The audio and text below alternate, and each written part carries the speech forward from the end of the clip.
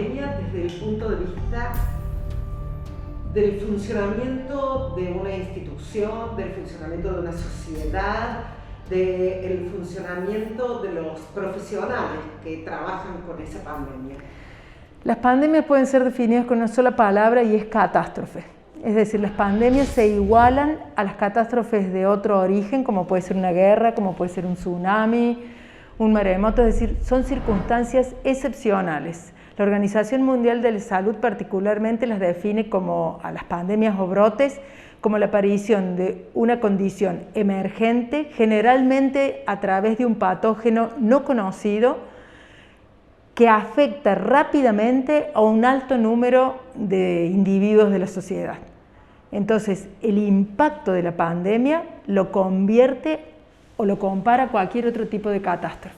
Es decir, no hay forma de detener o frenar o de prever adecuadamente cómo va a ser el curso evolutivo. De hecho, nosotros tuvimos en Córdoba una cuarentena en marzo y nuestro problema llegó en septiembre, es decir, 6 meses después.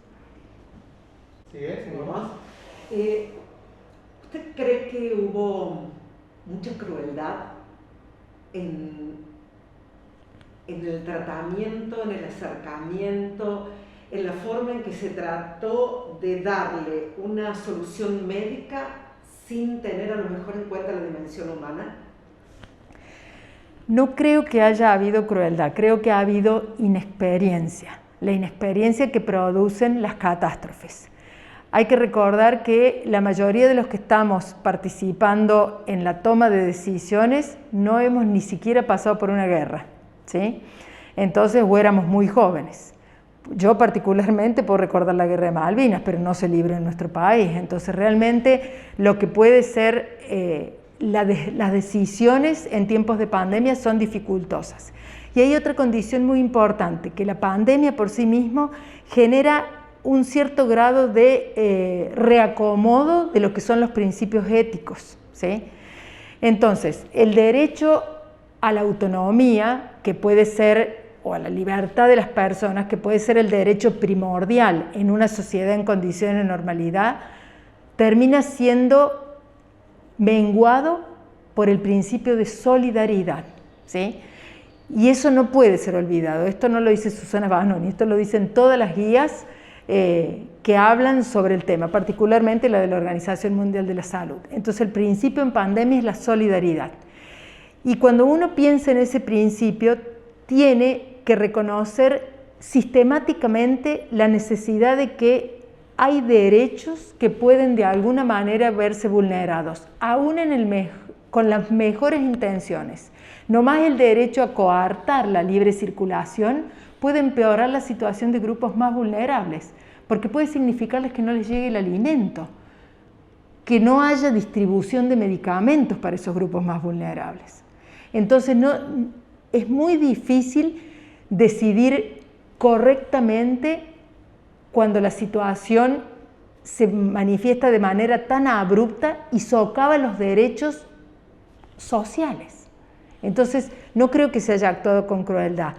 Los errores creo que pueden haber surgido de la inexperiencia, porque la generación la generación de protocolos y la preparación empezó en marzo. O sea, esta Comisión de Derechos Humanos y Bioética y Derechos Humanos empezó a trabajar en abril. Yo recuerdo haber estado trabajando con mi equipo justamente para la Semana Santa, que fueron los primeros días de abril. Entonces, uno puede programar, puede diseñar, pero al momento de llevarlo a la práctica, yo creo que prima la buena voluntad, pero yo creo en las personas de buena voluntad. Es decir, doctora, los ha puesto a los profesionales y a las profesionales frente a una nueva definición de muerte. No nos ha puesto frente a una nueva definición, porque esta es una definición que tiene su origen científico y sigue teniendo los mismos criterios la definición de muerte. Lo que pasa es que ha traído por delante de esa definición de muerte que no cambia la condición de últimos días. Entonces la situación de últimos días, o SUD, como se le ha llamado en las pautas que se generaron en el mes de septiembre, lo que ha hecho es acercarle una importancia trascendental a ese periodo anterior a la muerte. La muerte sigue teniendo la misma definición y los mismos parámetros y criterios que ha tenido particularmente desde la década del 60, que se establece la idea de muerte cerebral, ¿no es cierto? Entonces, sí, eso no cambia. Lo que sí cambia es el punto anterior, este periodo que no podemos medir ni reconocer con exactitud, que significa que una persona está en un periodo de irreversibilidad o que va camino a la muerte específicamente.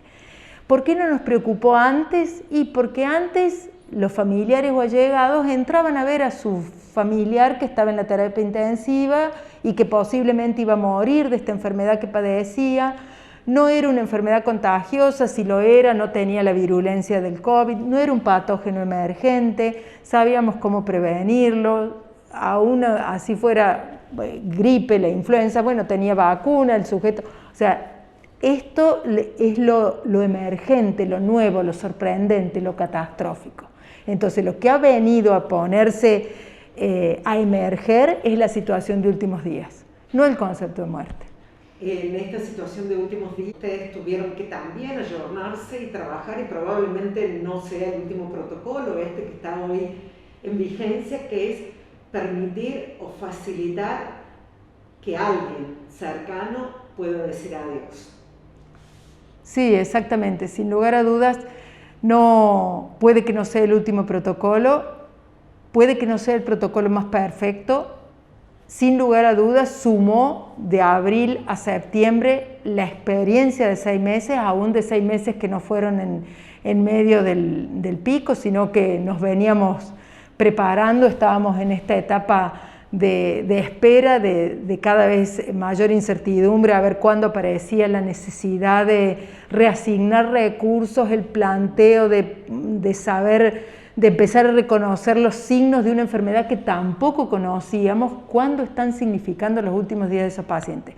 Yo creo que en medicina, si uno quiere ser humano, no puede cerrar ninguna consideración, porque siempre puede haber una necesidad del paciente o del familiar o allegado que cambie ese punto definitivo, es decir, que cambie, esto es así.